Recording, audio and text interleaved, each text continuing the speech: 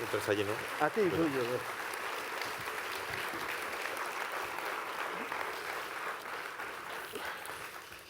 Muy buenas tardes. Me ha pedido Fernando que inicie yo la sesión y lo haré naturalmente expresando mi gratitud por la invitación.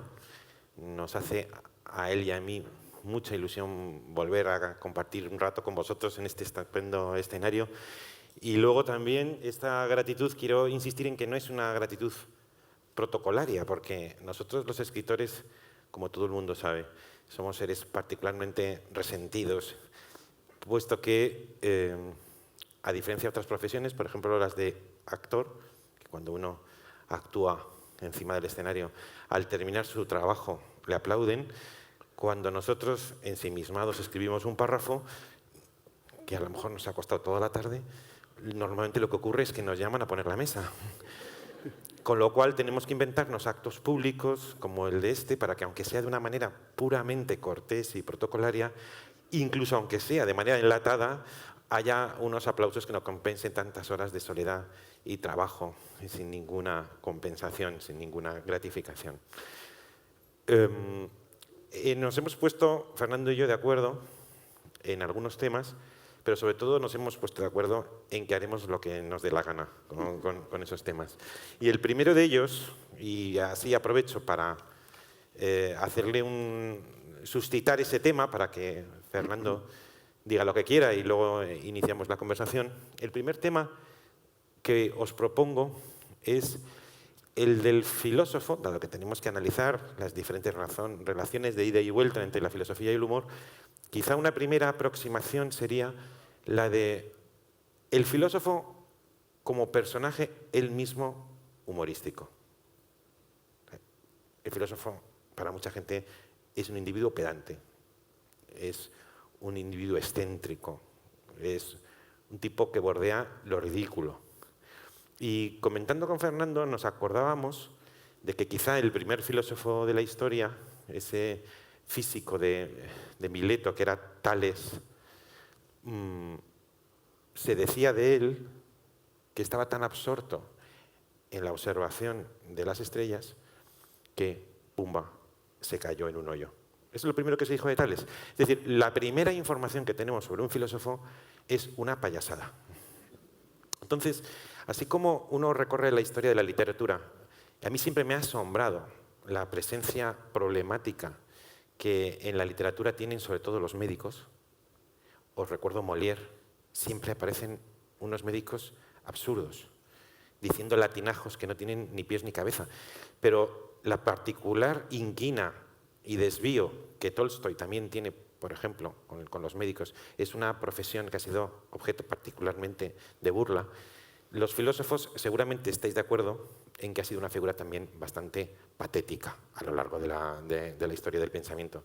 Y quería preguntarle a Fernando, e iniciar con eso la conversación, si a él le parece bien, sobre el filósofo como figura ridícula o figura humorística. ¿Qué aspectos te llaman más la atención? Bueno, muchas gracias, Javier. Gracias a todos vosotros por acompañarnos. Yo también estoy encantado de haber vuelto aquí a JAC, al Festival de la Risa y de la Reflexión, ¿por qué no? Bueno, Javier decía que es verdad que los que escribimos y tal, normalmente estamos solos y no oímos aplausos, pero tampoco oímos silbidos ni fuera ni tal, o sea que nos ahorramos, a lo mejor salir de casa es peligroso, ¿no? Porque en casa ahí no te abuchea nadie, tampoco, no te jalean, pero tampoco te abuchean. Bueno, es verdad que efectivamente que el filósofo es una figura que provoca la risa, como el médico, que decías tú. ¿Por qué? Porque son las dos profesiones que se plantean algo imposible. Que un mamífero pretenda comprender el universo es algo ridículo. O sea, es decir, evidentemente la comprensión total del universo, todo lo que son las causas, las cosas, es algo que rebasa cualquier posibilidad de un simple cuadrúpedo puesto erguido como somos los seres humanos, ¿no? Y por eso pues produce o ha producido siempre risa. Los científicos normalmente pretenden conocer algo concreto. Y ese algo concreto pues se ve más o menos si consiguen conocerlo o no. Pero el filósofo no tiene límites en su intento de conocer. Quiere conocer esto y lo otro y todo. Y la conexión del todo. Y claro, eso evidentemente, y saber lo que los seres humanos deben hacer en cada momento, cómo deben comportarse, cómo deben ser, o sea, qué son y cómo deben ser. Bueno, eso realmente es una ambición tal que lógicamente despierta la risa. El médico también. ¿Por qué? Pues porque pretende combatir con la muerte. Entonces, la pretensión del médico, en el fondo, lo que promete el médico es que va a alejar a la muerte. Y como ninguno lo consigue, desde hace siglos, todo el mundo los toma por farsantes. Porque te pueden quitar un dolor de cabeza, te pueden arreglar una torcedura de pie, pero no pueden evitar la enfermedad mortal, como le llamaba nuestro padre Kierkegaard. La enfermedad mortal es la muerte, la angustia que nos produce la muerte. Y entonces, pues eso ningún médico lo puede resolver. Por lo tanto, el médico y el filósofo, ocupados de lo imposible, pues son figuras ridículas. Yo creo que uno de los sitios donde más filósofos visibles hay es en la ópera. En la ópera salen muchos filósofos, obviamente. Pues en la Sonámbula, en el Don Bartolo de la... ¿cómo se llama? De Fígaro, en fin.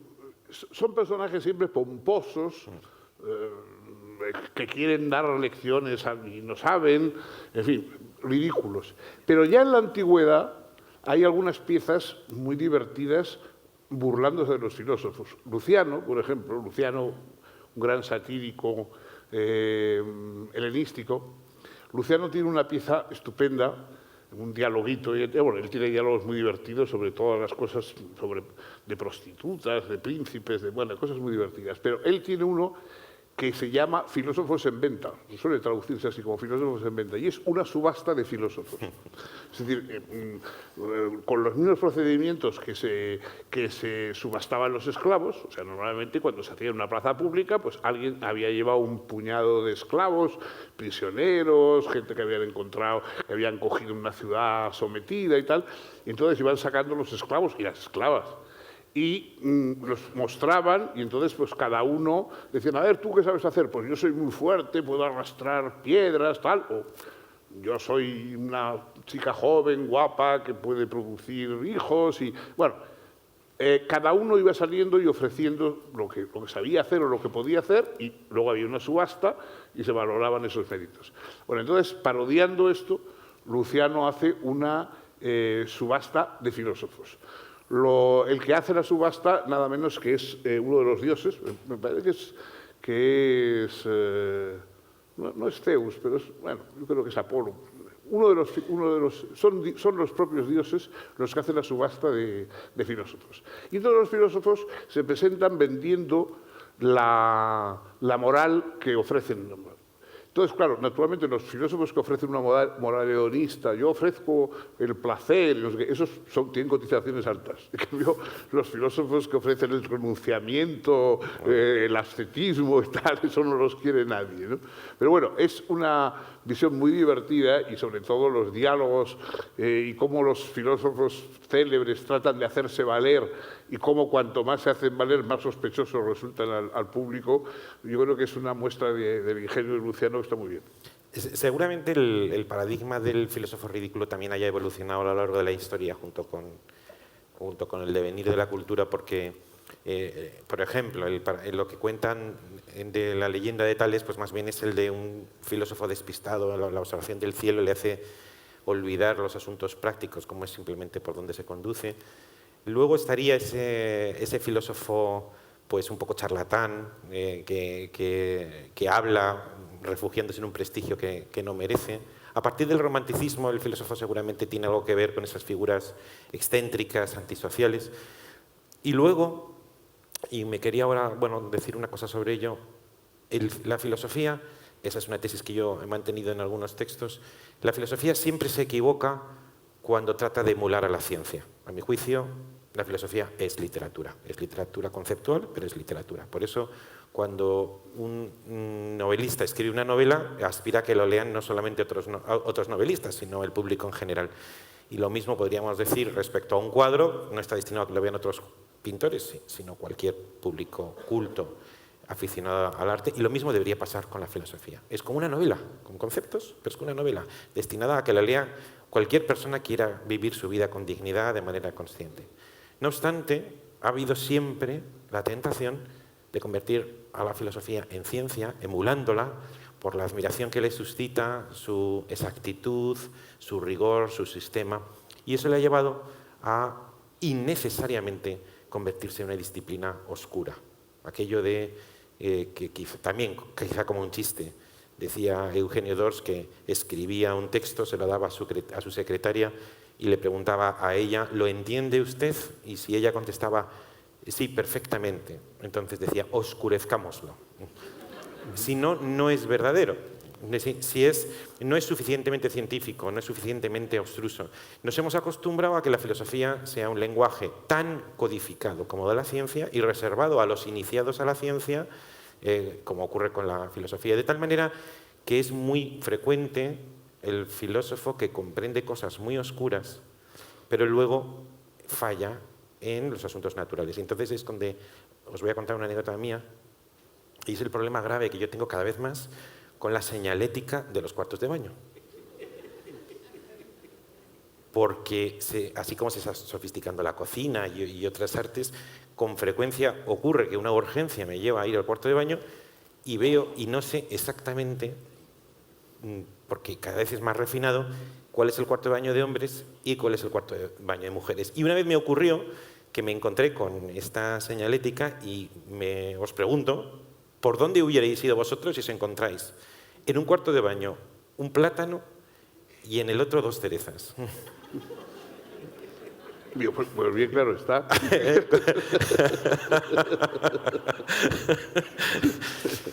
Entonces, con frecuencia me ocurre que bueno, me siento cómodo en algunos temas muy abstrusos, pero sin embargo me llena de perplejidad algunos asuntos prácticos como el que os acabo de contar.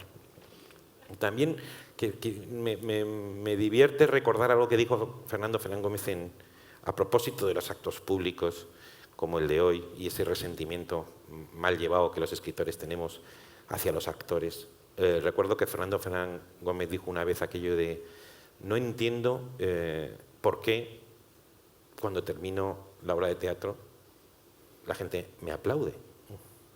Simplemente he hecho mi trabajo. Yo he ido con frecuencia al notario, padre de este señor y padre mío, y cuando el notario finalmente estampa la firma en la escritura, nunca he visto que los comparecientes o los oficiales se levanten dándole una salva de aplausos al notario. Está haciendo solo su trabajo. Mi resentimiento llega todavía más lejos cuando le aplauden no al final del trabajo, como al actor, sino cuando vas a la ópera, al principio. Sale el director de orquesta y antes de haber hecho nada, le aplauden. Es como si yo, cuando abro el ordenador, me empezaran a aplaudir. Comprenderéis que el grado de, no sé, de resentimiento... Bueno, oye, fíjate que es curioso ahora que dices que los dos somos hijos de notario. También hay una paradoja, porque claro, los notarios viven de dar fe y los filósofos de dar duda. Entonces, realmente hemos salido unos hijos muy malos, muy extraviados contra nuestros padres, lo contrario de lo que nuestros padres querían. ¿Sí? Otro tema es el de, así como la figura, que estáis seguro de acuerdo, no os veo bien, pero estoy seguro que estáis asintiendo si repito que el filósofo es una figura ridícula. El segundo tema que ya, en lo que me voy deslizando, es el de y de qué manera y cuántas veces utiliza la filosofía, que supuestamente es una disciplina grave, seria, que razona nada más y nada menos que sobre el ser, o sobre la nada, o por qué mejor el ser que la nada. ¿Cuándo y cómo utiliza el humor como herramienta retórica? ¿Y qué humor? Y si al principio me he permitido llamar vuestra atención sobre Tales, que se ha revelado como un payaso o que le ocurrió algo muy parecido a lo que pasa en un circo cuando el payaso se resbala con una cáscara de plátano y se cae, pues lo mismo le ocurrió a Tales. El segundo gran filósofo, quizá el paradigma de la filosofía, que es Sócrates, utiliza incesantemente una de las formas del humor, que es la ironía, y quizá la más inteligente de todas, que es la autoironía, para mediante una hermenéutica pues, magistral, ir extrayendo ideas. Incluso él, sabéis que es como una especie, como él hoy sería un cantautor que va por las calles y que se encuentra con la gente, incluso un esclavo, y al esclavo, con una conversación, logra extraer de él las ideas innatas sobre matemáticas, nada menos. Y todo esto con una actitud irónica, pero también autoirónica. Y entonces, el segundo tema que suscito es el de qué relación tiene la filosofía con el humor. Si la filosofía utiliza el humor, si la filosofía es una disciplina tan severa y tan grave que es incompatible con el humor, porque luego encontramos un friso de filósofos en la historia que han utilizado de alguna manera el humor. Tú, por ejemplo, sé que eres un lector de Voltaire, que ha utilizado una de las formas del humor con verdadera maestría. ¿Cómo crees tú que son las relaciones entre la filosofía y el humor? Bueno, yo sinceramente creo que los filósofos no han derrochado humor. Las obras de filosofía no son derrochos de humor. Es verdad que en los diálogos platónicos, Sócrates es una figura literaria, o sea, es una figura literaria inventada por Platón. Nosotros no sabemos de Sócrates no más que lo que Platón nos ha querido contar de él, y efectivamente es una persona, una figura literaria que tiene rasgos de humor y tiene una malicia particular, ¿no? Incluso yo creo que eso plantea problemas cuando tienes que entender una obra. O sea, por ejemplo, La República. La República es una obra en que toda la utopía esa de un Estado donde mandan los filósofos y no sé qué y tal, para mí todo es humorístico. O sea, lo que pasa es que normalmente se toma muy en serio y se toma como un proyecto de tal, como si Platón realmente estuviera proponiendo eso. Platón no estaba proponiendo eso para nada. Platón, de alguna manera, estaba burlándose un poco de las ideas reformistas que podían tener algunos, ¿no? Y hay frases típicamente humorísticas que yo creo que no cabe en duda de que Platón estaba tongue in cheek, como dicen los ingleses, ¿no? Cuando las escribía. Por ejemplo, hay un momento en que le preguntan a alguien, a Sócrates, bueno, pero entonces, cuando hay que votar y cuando hay que elegir a los que gobiernan y tal, ¿a quién tenemos que elegir? Porque claro, dentro de cada uno de los rangos estos que se establecía, de los filósofos, de los guerreros, pues hay filósofos, hay unos mejores, otros peores.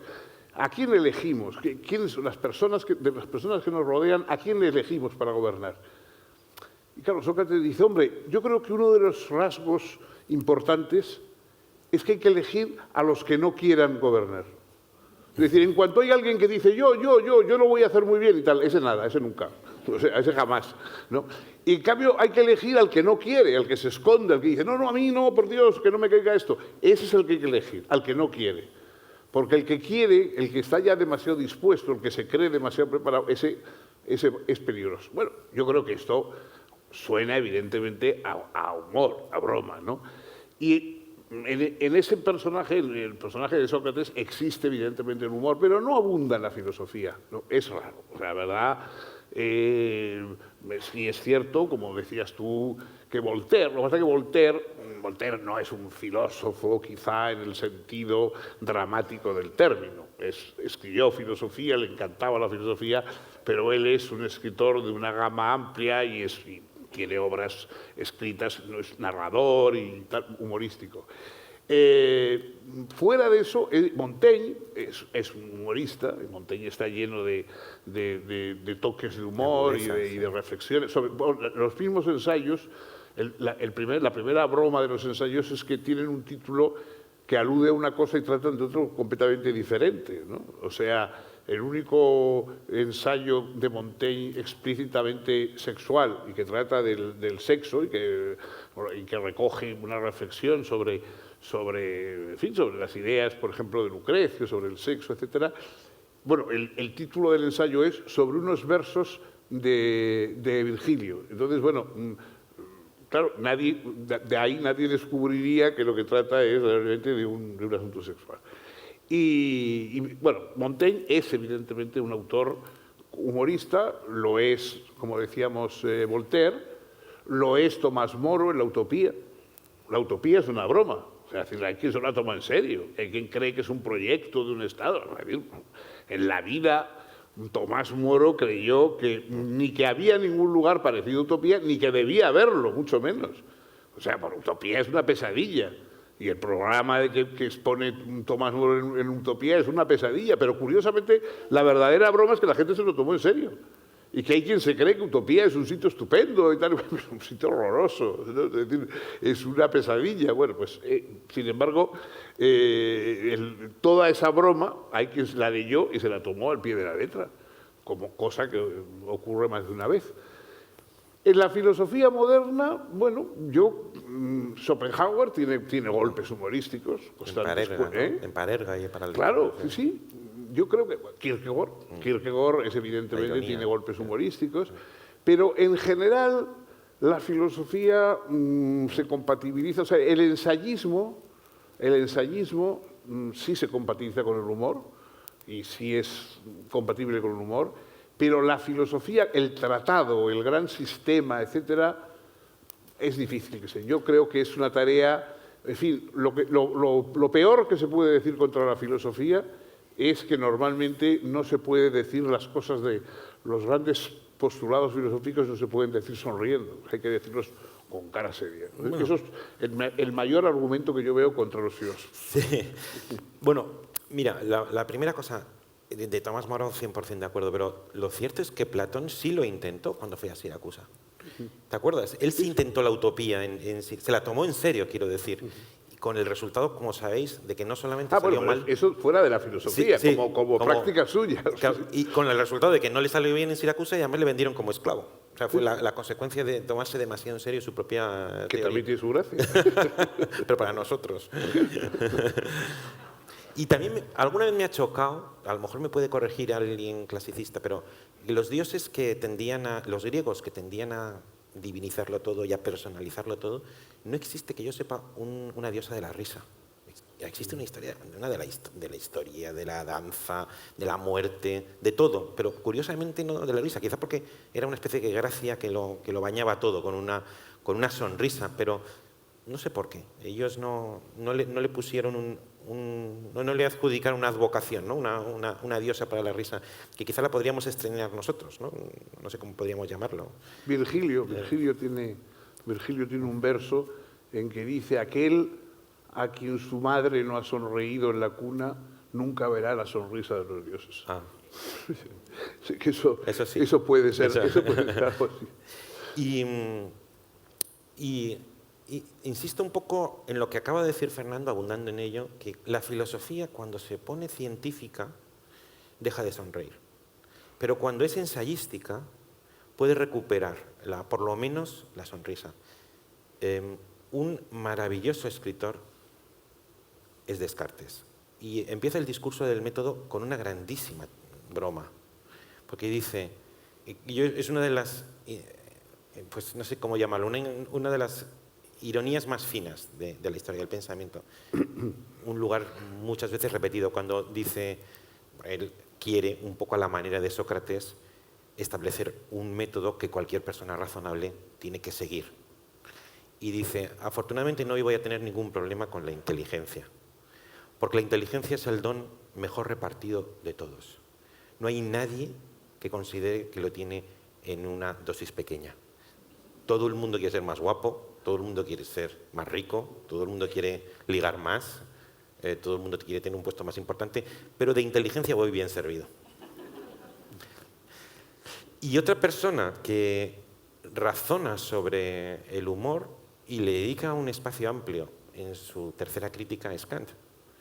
Y preparando un poco la charla de hoy, pues me he ido a la definición, por otra parte bien conocida, que Kant da de la risa.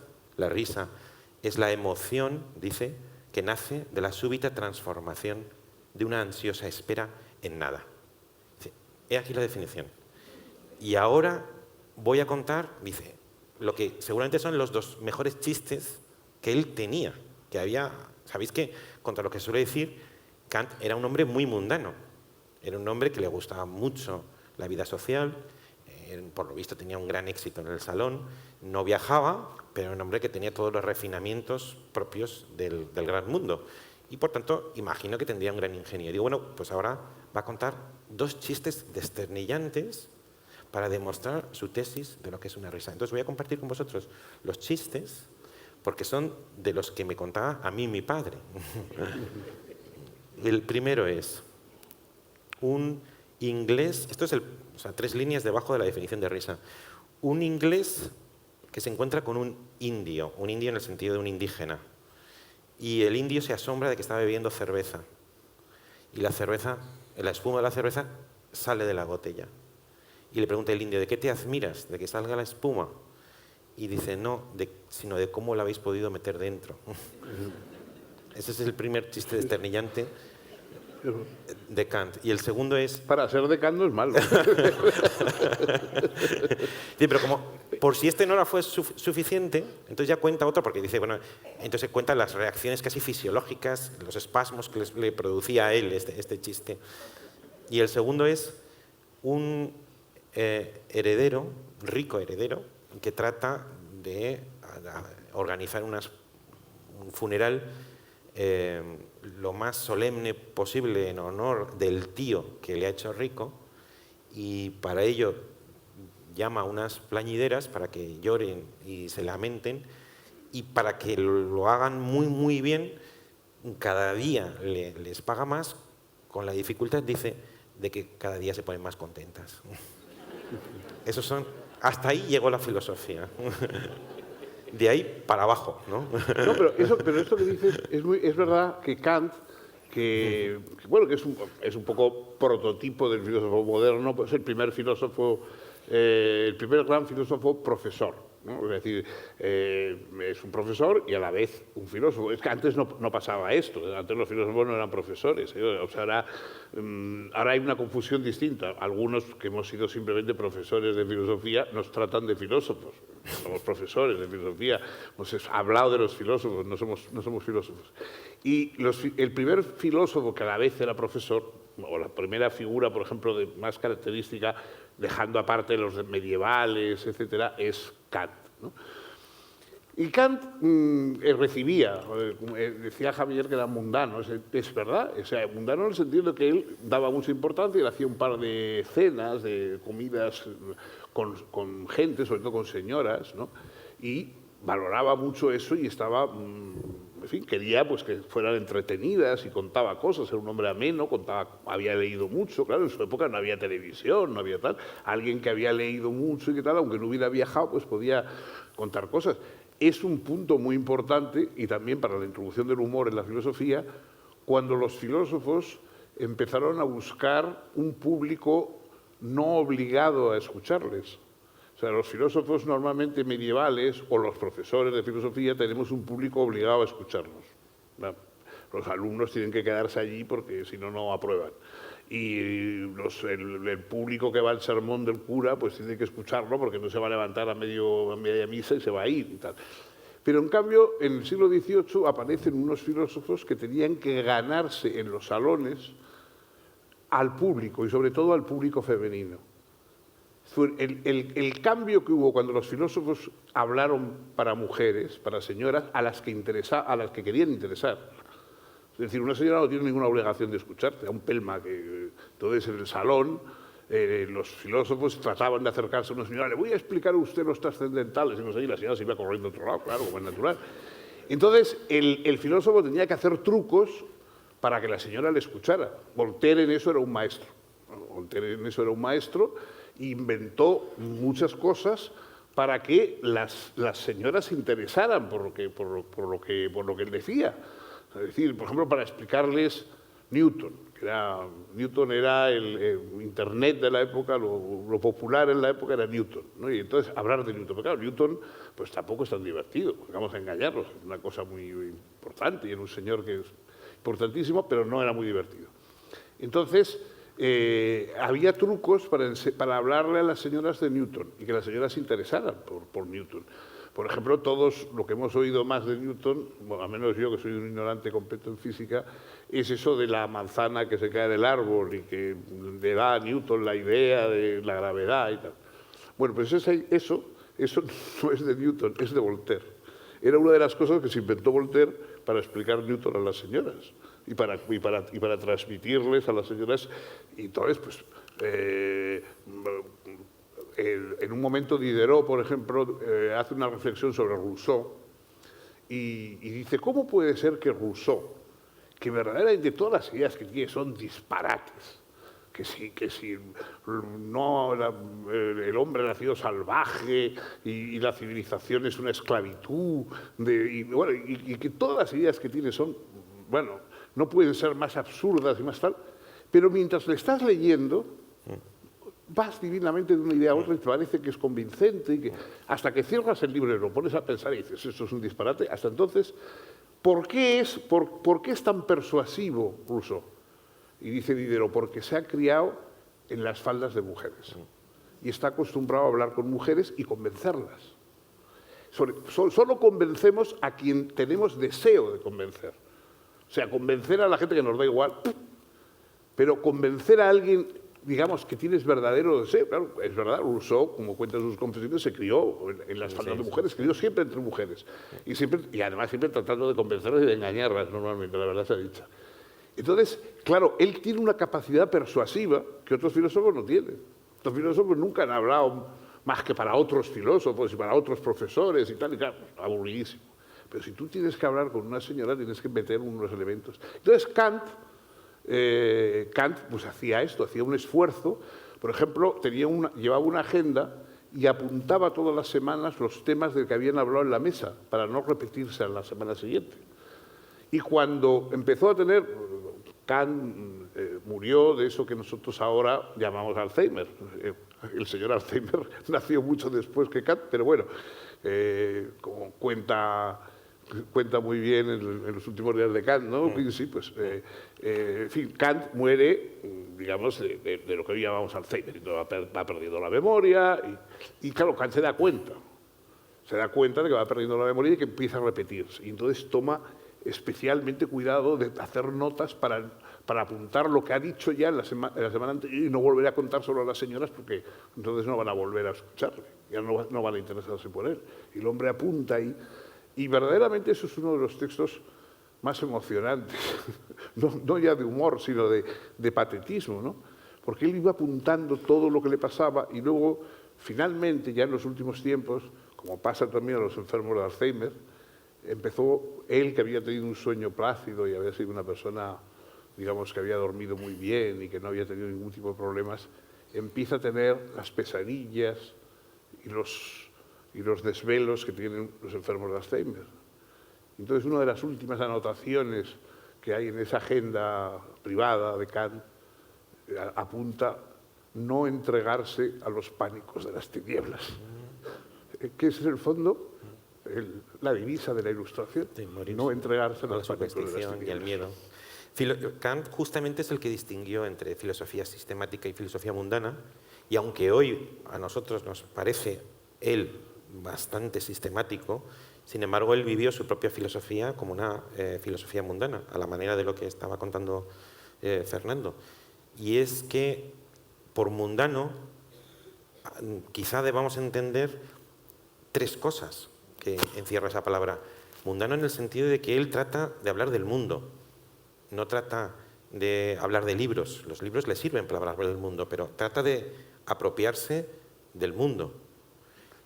Trata de escribir para todo el mundo. Es cierto que en ocasiones se deja llevar, a mi juicio, en exceso, por momentos, del prurito sistemático, pero no piensa que esté reducido a un círculo de lectores filosóficos. Como es sabido, Kant influyó en otras muchas personas fuera de ese círculo, como por ejemplo Schiller, y tantos escritores, y tantos novelistas, y tantos artistas que se inspiraron en él. Y en tercer lugar, y esto quizá me importa tanto como lo anterior, filosofía sobre el mundo, filosofía para todo el mundo, y si de verdad es filosofía mundana, es filosofía con un poco de mundo. Y por un poco de mundo entiendo lo que decía Fernando de Voltaire y la relación con los famosos salones del siglo XVII y XVIII, pero también un Sócrates que se pasea y que tiene que hacer valer retóricamente ante un senado de personas que están ahí presentes sus argumentos. No vale la seriedad de lo escrito, sino la persuasión de lo dicho. No solamente filosofía dicha, sino filosofía dichosa. Se transmite el amor, el enamoramiento, la belleza que suscita las ideas. Y en ese sentido es en el que con frecuencia aludo a la maravillosa expresión española de prestar atención. Vosotros ahora nos estáis prestando atención. Sois todos vosotros seres atencionales, vuestro ser está donde ponéis la atención. Y en este momento no la estáis prestando. Estáis poniendo vuestra atención generosamente en lo que Fernando y yo decimos. Y la expresión española dice prestar. Y los préstamos se devuelven, y se devuelven a ser posible con intereses. Con interés de la amenidad, de la belleza, del conocimiento y del humor. Y en la medida en que esta filosofía es una filosofía mundana y se expresa sobre el mundo, para todo el mundo y con un poco de mundo, sería muy conveniente que la filosofía desarrollara esas artes retóricas persuasivas, ignorando esa estúpida, a mi juicio, emulación de la ciencia, que hacen de la amenidad, de la belleza, del entretenimiento, de la amabilidad, de la dulzura y del humor, instrumentos sustantivamente filosóficos. Y con esto, si me lo permitís, y si Fernando también me deja, pues paso a otro tema, que es el de qué ha dicho o qué puede decir la filosofía sobre la esencia del humor. ¿Qué es el humor desde la perspectiva de la filosofía? Todo el mundo conoce el famoso ensayo, no sobre el humor, sino sobre la risa, de Bergson. No hay tantos textos, hay textos sobre la ironía, por ejemplo, en Kierkegaard. El otro día le contaba a Fernando que había leído, porque estoy leyendo obras de Pirandello, pues resulta que en los años 80 publicó un ensayo larguísimo, pero fallido, sobre el humorismo, la ironía romántica de los hermanos Schlegel. Hay reflexión sobre el humor. Tened en cuenta, y yo inicio mi rápida y apresurada reflexión sobre lo que, a mi juicio, la filosofía puede decir sobre el humor.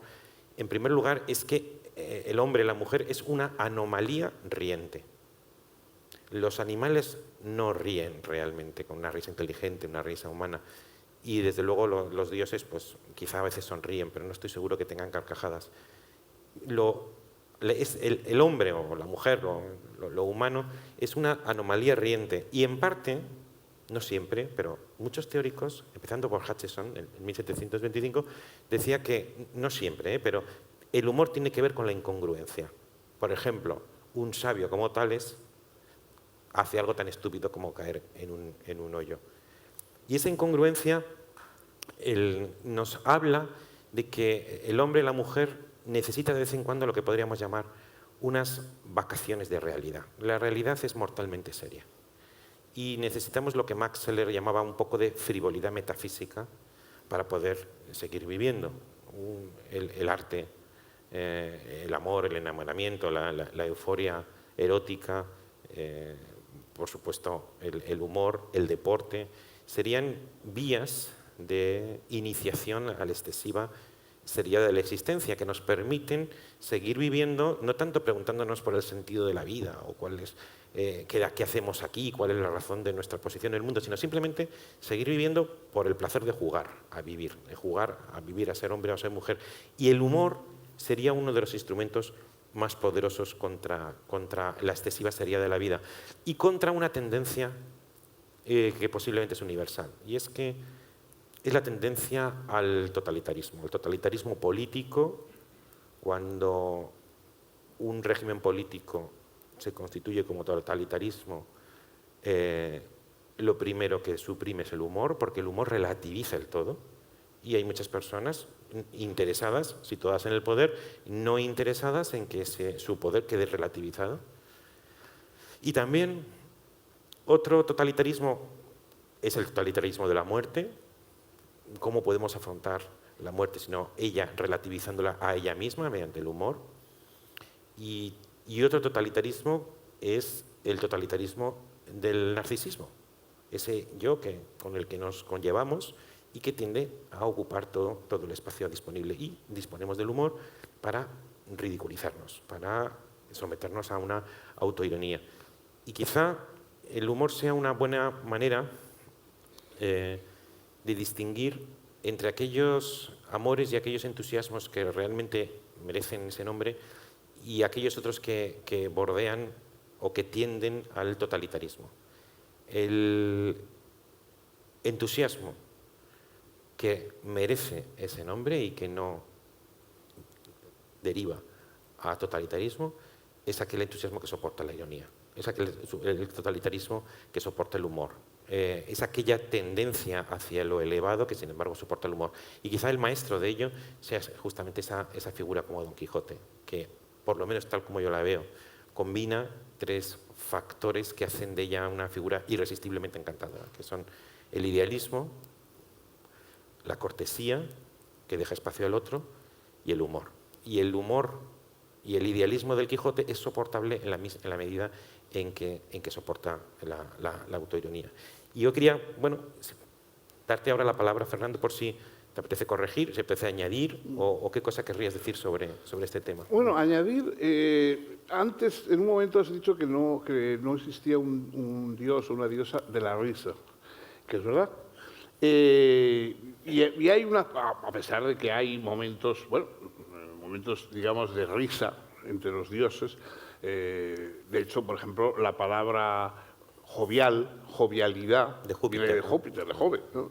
Entonces, el ánimo sereno y resplandeciente de Júpiter es el paradigma de la jovialidad. Pero claro, eso más que humor es una especie de autosatisfacción, de alegría, casi, de autoplenitud, sí, ¿no? Sí. O sea que, bueno, no sé si es... Y luego, pues sí, hay momentos en que los dioses se ríen, ¿no? En un momento en que Ares se entendía con Venus, que no era precisamente un paradigma de fidelidad y que estaba casada con Vulcano, ¿no? Y entonces, pues Marte o Ares, pues era el amante, y en un momento determinado Vulcano, que era el dios del fuego, de los instrumentos, etcétera, le tiende una trampa y le lanza una red encima y se queda ahí cogido en la red y tal y cual. Y entonces la gente se ríe. Bueno, pues los dioses se ríen, que es los que estaban ahí de público. Pero efectivamente no hay un énfasis como uno pudiera esperar en una gente tan dichosa como los dioses. No hay un énfasis en el humor como nosotros esperábamos. ¿Por qué? Porque el humor es una cosa de los mortales. O sea, el humor es un alivio de los que nos vamos a morir, de los que somos limitados. O sea, es la aparición de la limitación. Todos vivimos, por supuesto, como si no fuéramos a morir, no solamente ignorando nuestra muerte, sino que realmente tenemos que vivir como si no fuéramos a morir. O sea, Freud, que habló precisamente del chiste, Freud dice que en el inconsciente no existe la negación de la vida, o sea, no existe la muerte. O sea, en nuestro inconsciente ninguno creemos que nos vayamos a morir. Sí, sabemos que estadísticamente las cosas no pintan bien, pero bueno, es decir, en fin, siempre habrá un primer caso y puedo ser yo. O sea que no. Entonces, Goethe lo creía, ¿eh? Yo lo leí. Goethe dijo, a lo mejor conmigo la naturaleza hace una excepción. Claro, no, es que eso se puede. O sea, por eso es muy peligroso, pero algunos nunca nos alegramos de la muerte de nadie, ni aunque la merezcan, ni de los peores enemigos, porque todas las muertes van estadísticamente en contra de nosotros. O sea, todas aumentan nuestra probabilidad de morir. Entonces, yo preferiría que vivieran todos, hasta los que menos me gustan, pero que viviera todo el mundo todo lo que puedan, porque eso... Bueno, entonces, la idea esta de que verdaderamente nosotros, aunque neguemos la muerte, ¿no? Cioran tiene un aforismo en que dice: cuando uno se mira por la mañana en el espejo, dice, pero ¿cómo voy a morirme yo con esta corbata tan bonita que tengo? Pues esto, ¿no? O sea, que uno se pone la corbata y dice, pero ¿cómo voy a morir yo que llevo corbata y que estoy aquí también? El humor viene del contraste, es decir, de la muestra de la limitación humana frente a esa idea de invulnerabilidad ingenua, pero necesaria para ir tirando, que tenemos todos. se hunde constantemente, ¿no? Bersón, en su ensayo sobre la risa, pues cuenta el caso de cuando los seres humanos todos nos enorgullecemos de que nos portamos de manera deliberada y que todo lo que hacemos es porque queremos y porque lo hemos pensado, etcétera, etcétera, y de pronto vamos cometiendo actos automáticos como si fuéramos una marioneta, ¿no? El orador que está hablando y dando una peroración y no sé qué, y diciendo, y pronto hace un gesto con la mano y tira la botella de agua y la botella de agua se cae al suelo. Y todo el mundo, jeje, pues en el fondo, porque claro, este tipo que parecía que tenía todo controlado y tal, de pronto se mueve como si fuera un muñeco, o sea, con un golpe de mano, o la persona que se resbala por la calle con la prototípica piel de plátano y se cae, y todos maliciosamente esbozamos una sonrisa, aunque vayamos luego a levantarle, pero nos hace gracia que alguien que va andando tan marchoso y tal, de pronto pum, resbala y se cae. En la vida todos estamos dando resbalones permanentemente, ¿no? La broma, el humor, nace el gag, ¿no? Lo que llaman los humoristas que escriben en tiras cómicas, cómics, etcétera, llaman el gag. El gag es la caída, es el tropezón, ¿no? El cine mudo, ¿no? Charlot o Buster Keaton, ¿no?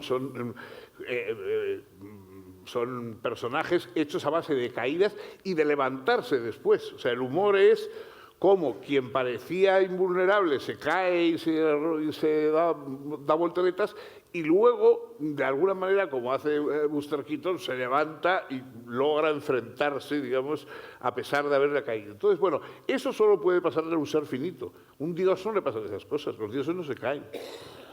O sea, una persona, un ser que no va a morir, ¿de qué se va a reír? Si no se va a morir. O sea, todo lo que le pasa es venial, no tiene importancia. Nada de lo que le ocurre, o sea, todo lo que nos ocurre a nosotros tiene importancia porque nos recuerda que somos limitados y que somos mortales, que nos vamos a morir. Eso es lo que de alguna manera da un contraste permanente entre lo que queremos ser y lo que somos. Queremos ser eternos, queremos hacer planes y decir el siglo que viene y el año que viene y yo iré a no sé dónde y yo haré tal y haré cual y luego ¡pum!, te caes y te mueres. Entonces, esa es la broma, claro. La broma es precisamente el contraste entre una voluntad que se come el mundo y un mundo que se nos come a nosotros. Esa es la broma. Y eso a los dioses no les pasa. A los dioses no les pasa. Entonces, claro, los dioses no se ríen. Lo mismo que a los antiguos cristianos les preocupaba y les indignaba la inmoralidad de los dioses paganos. Es verdad. Todas las diosas son unas frescas, unas golfas tremendas, y los hombres son unos, vamos, empezando por Zeus y siguiendo por tal, lo mismo les da una señora que un cisne, que un no sé qué, bueno, lo que fuera, o sea, se tira a todo lo que se mueve, Entonces, claro, los primeros cristianos decían, bueno, ¿cómo puede haber un espectáculo tan inmoral en el cielo? Pero no se daban cuenta de que los dioses son inmorales porque son eternos, porque no se mueren. La moralidad nace de que nos vamos a morir. Y como nos vamos a morir, tenemos que tener cuidado unos de otros. Y cuidado con lo que hacemos en la vida. Si fuéramos todos eternos, ¿qué más daba? No habría ni bueno, ni malo, ni violación, ni no violación, ni nada. Todo sería como un juego, como es para los dioses. Por eso los dioses no se toman nada a broma, porque todo para ellos es un juego. Y claro, si todo es juego, ya no hay broma. La broma es que cosas que parecen serias de pronto se convierten en juego y viceversa. Y eso solo nos pasa a los mortales. Entonces, yo creo que ahí eso es un poco un punto, digamos, en que los filósofos a veces algunos reflexionado, pero yo creo que en realidad se quedan un poco en la superficie. O sea, quizá el más profundo en eso sea Freud, ¿no? O sea, Freud es el que más relaciona el humor con el inconsciente. ¿Saben ustedes? Él también, bueno, cuenta unos chistes también que son un poco kantianos, digamos. A mí hay una de las maneras que me hace gracia, ¿no? Contando de una viuda Dice, cuando murió su marido, sufrió tanto que el pelo se le volvió rubio. Pero bueno, fuera de eso, es verdad que no...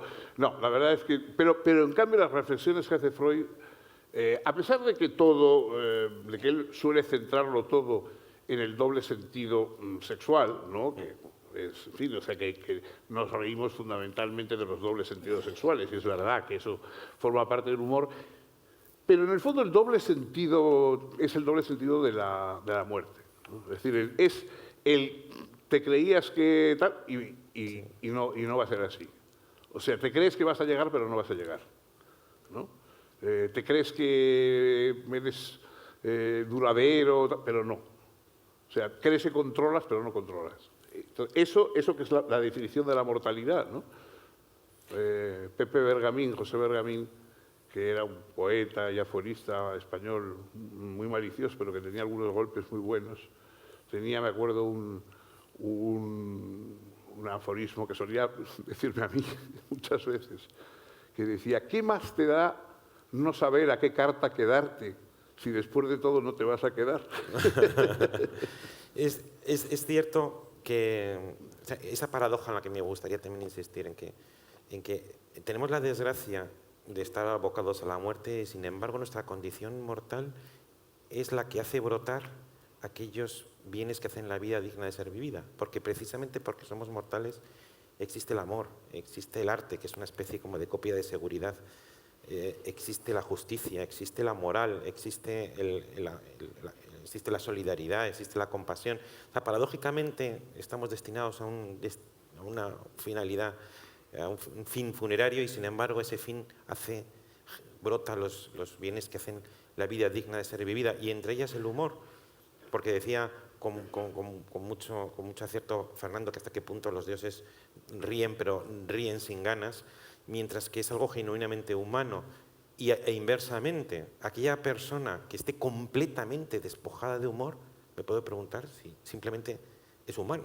Tendría algo robótico, a lo mejor es una bestia, a lo mejor es divino, pero probablemente no humano. Y como me señalan que tenemos todavía solamente ya, o sea, nos quedan como unos 5 minutos, no quería dejar de aterrizar en el último apartado, que tiene que ver con experiencias más o menos humorísticas que cada uno de nosotros hemos tenido como filósofos, como escritores, a lo largo de nuestra vida. Yo os voy a contar 2 mías, y una, si me da tiempo, de Julián Marías, que es muy corta, pero que me la contaron y me parece muy ilustrativa. Las 2 mías que he pensado compartir ahora,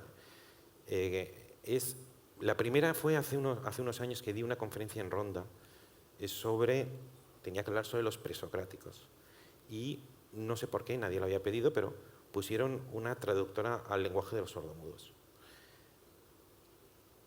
Y empecé a desarrollar el tema y veía que tenía una visible incomodidad con la terminología que estaba usando, que era parcialmente técnica, porque tenía que ver con los griegos, y luego tenía con la genealogía, la teogonía, y luego hablaba pues, de la causa primera, de la causa segunda, y empezaba ya a hacer unos gestos de cierta incomodidad con los signos, hasta que la incomodidad creciente, no había ningún sordomudo, aparentemente, hasta que en un momento dado introduje el concepto de arjé, porque el arjé griego hizo así, y se fue. La segunda es que me invitaron en 2009 a dar unas conferencias en 8 universidades de Estados Unidos. Entonces yo hice mi conferencia en español, y una profesora, bueno, una traductora, no sé si era profesora, pero desde luego no era profesora de filosofía, le pedí que lo tradujera, y cuando ya vi la traducción, lo vi, quise comentar con ella algunos párrafos, y también nos reunimos y empezamos a ver los primeros párrafos, el segundo, el tercero, y ya vi que también, en efecto, pues ocurría lo mismo, ponía caras de evidente repugnancia. Y digo, bueno, pero este párrafo, bueno, pongámoslo, pues podríamos ponerlo de esta manera, de esta otra. Y en un momento dijo, mire, es que la traductora es que simplemente no estoy de acuerdo con la conferencia. Está llena de errores. Si usted hubiera leído a estos autores, no diría esto que está usted diciendo. Y la tercera, y esta, vamos a ver, yo tengo un gran respeto personal por Julián Marías. He leído además su autobiografía y quien lo haga admirará a un hombre de una enorme rectitud.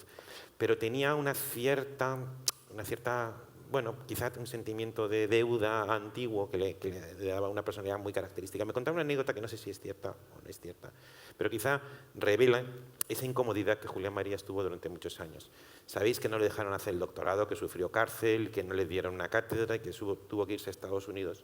Y estando allí, dando clase en un college, le llamaron también de otro college remoto, quizá, imaginad, de una universidad de Arkansas. Pues no la ciudad principal, sino un college que estaba un poco lejos. Entonces tenía que ir a Arkansas primero, a la ciudad, y luego tenía que coger un tren, y con el tren hacía 8 estaciones, pumba, y acababa en el pueblo donde le esperaban porque iba a dar ahí una conferencia. Y estaba hablando por teléfono, y el profesor, el hispanista, le decía, bueno, pues usted se baja en Arkansas, ahí coge un tren, y coges otro tren, y a la 5ª estación usted se baja. Dice, muy bien, ¿y quién me irá a recoger? Y dije, pues iré yo a recogerlo. No se conocían. Dice, muy bien, pero ¿cómo le reconozco yo a usted? Dice, porque llevaré un libro suyo, España inteligible, debajo del brazo. Y dice Julián Marías, ya, pero ¿y si hay más personas que llevan España inteligible? No, yo no puedo casi contar ninguna. Bueno, es que tendría tantas anécdotas risibles de mi vida que, bueno, yo más que un currículum vitae tengo un ridiculum vitae, entonces no podría empezar.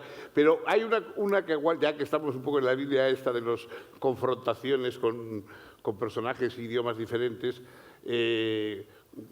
cuando, en fin, en la época del franquismo, pues a los profesores que estábamos ahí en la Autónoma y que éramos revoltosos y tal, entre los cuales me encontraba inopinadamente yo, pues nos echaron de la universidad. O sea, éramos aquello que se llamaba entonces PNNs, profesores no numerarios, que éramos de una fragilidad verdaderamente humorística. O sea, nosotros sí que bueno, entonces nos echaron y hubo algunos a los que la Fundación Gulbenkian americana les ofreció unas becas para ir a Estados Unidos a dar clases y tal, ¿no? Y bueno, yo desde luego, yo, con tal de no moverme de casa, francamente ni la Gulbenkian ni nada, no me quedé. Pero otros pues sí se fueron, ¿no? Algunas personas que luego llegaron a ser muy conocidas, como en fin, Javier Solana, etcétera. Bueno, total, que uno de esos profesores, compañero nuestro, pues estaba allí en un college en North Carolina, y nosotros le mandábamos información de España y de la situación española y de las agonías que pasábamos aquí y de todo esto, ¿no? Y le mandábamos recortes de prensa y no había entonces teléfonos móviles y esas cosas. Y bueno, entonces llegó la época de la enfermedad fatal de Franco y la agonía y la muerte, ¿no? Y en fin, todo, pues había la prensa daba unas informaciones muy mediatizadas, muy disimuladas, pero todos veíamos el camino que seguía la cosa, hasta que de pronto un diario nocturno, vamos, salía por las tardes, que se llamaba SP, que ya nos dejó de salir, ¿no? Pero en fin, de pronto un día sacó un titular que decía Franco agoniza. No, retiraron la edición y secuestraron la edición y todo. Pero muchos de nosotros habíamos recortado ese titular, Franco agoniza. Y se lo mandamos a Pedro, allí a North Carolina, y Pedro lo recibió y pues con el entusiasmo un poco morboso de tal, fue corriendo a la puerta de su cubículo, ya saben ustedes lo que son las universidades americanas, cada uno con sus cubículos y sus pequeñitos y tal, y ahí en la puerta del cubículo puso Franco agoniza. Y al rato, llamaron a la puerta y un profesor hindú que vivía enfrente, cuando él la abrió dijo, Mr. Franco agoniza, please.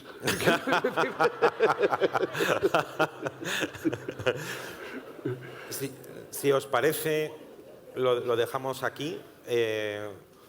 Fernando y yo os devolvemos la atención que nos habéis prestado. Esperemos con alguna retribución y, por favor, Juan o el técnico, que introduzca la cassette de los aplausos enlatados. Nadie. Nada.